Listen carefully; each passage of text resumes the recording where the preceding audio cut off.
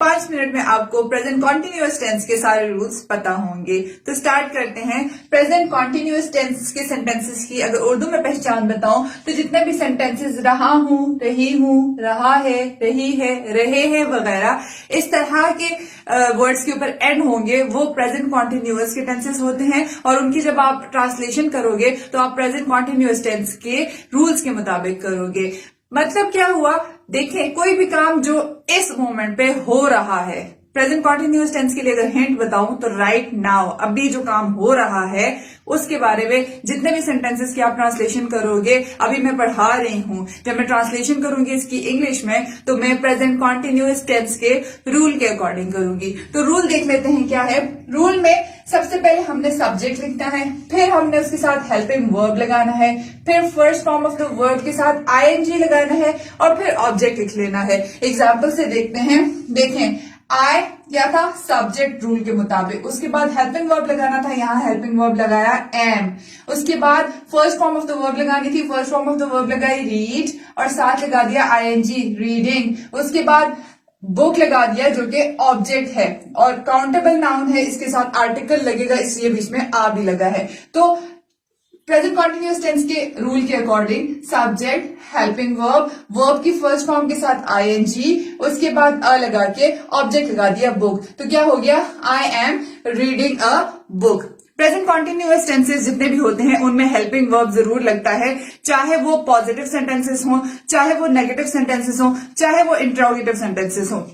देखिए अब helping verb यहाँ पे आई के साथ तो एम ही लगेगा, ही, शी और इट के साथ जब कभी भी हेल्पिंग वर्ब लगेगा तो वो इज लगेगा। अब जैसे ये सेंटेंस मैंने लिखा हुआ है, फॉर एग्जाम्पल ही है, हम किसी के बारे में बता रहे हैं तो he is sleeping in the room. अभी की बात है, कॉन्टिन्यूअस है इसलिए फर्स्ट फॉर्म ऑफ वर्ब लगाया। देखिए स्लीप की सेकंड और थर्ड फॉर्म क्या होती है, स्लेप्ट, स्लेप्ट, लेकिन हमने फर्स्ट फॉर्म ऑफ वर्ब लगानी है तो स्लीप की फर्स्ट फॉर्म ऑफ वर्ब लगाई, साथ में आईएनजी लगा दिया और साथ में कहां सो रहा है तो ऑब्जेक्ट लगा दिया। ठीक है, बीच में प्रपोजिशन और आर्टिकल का यूज तो होगा, इनके अलग से रूल्स बताऊंगी जब हम ये पढ़ रहे होंगे, आर्टिकल्स और प्रपोजिशन पढ़ रहे होंगे। अभी के लिए सिर्फ प्रेजेंट कॉन्टिन्यूअस टेंस, तो इसका मैं हेल्पिंग वर्ब बता रही थी कि ही, शी और इट के साथ हमेशा इज ही लगेगा प्रेजेंट कॉन्टिन्यूअस टेंस में, और वी, यू और दे के साथ हेल्पिंग वर्ब जो लगेगा वो आर लगेगा। We are reading a book, you are reading a book, they are reading a book. अभी की बात प्रेजेंट कॉन्टिन्यूअस की बात, और क्योंकि बात अभी खत्म, अभी काम वो खत्म नहीं हुआ, हो रहा है,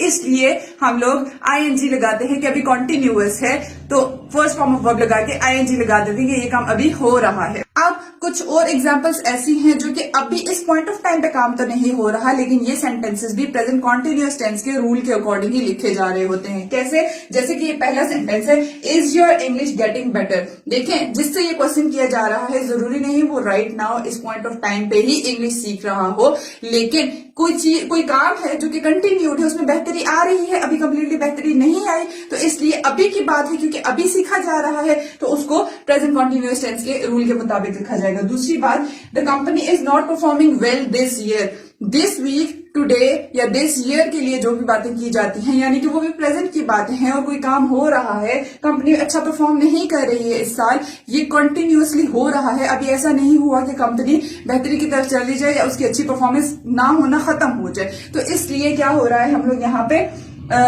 वही परफॉर्मिंग मतलब प्रेजेंट कॉन्टिन्यूअस वाले रूल के अकॉर्डिंग इन सेंटेंसेस को भी हम लिख रहे होते हैं। जहां तक नेगेटिव और इंट्रोगेटिव की बात है तो इन्हीं सेंटेंसेस से बता देती हूँ, सिंपली वही रूल है। नेगेटिव सेंटेंस के लिए सिर्फ और सिर्फ बीच में नॉट लग जाएगा और नॉट हमेशा हेल्पिंग वर्ब के बाद लगेगा। और जहां तक बात है इंट्रोगेटिव की तो इंट्रोगेटिव में हेल्पिंग वर्ब इज पहले लग गया, उसके बाद लग गया सब्जेक्ट, उसके बाद लग गया ऑब्जेक्ट और उसके बाद लग गया वर्ब। देखिए अब यहाँ पे क्या है, I am reading a book, अगर इसका मैं इंट्रोगेटिव बनाऊं तो क्या होगा, am I reading a book. Am क्या हो गया, हेल्पिंग वर्ब पहले आ गया, आई सब्जेक्ट हो गया, उसके बाद वर्ब हो गया और एंड पे ऑब्जेक्ट हो गया।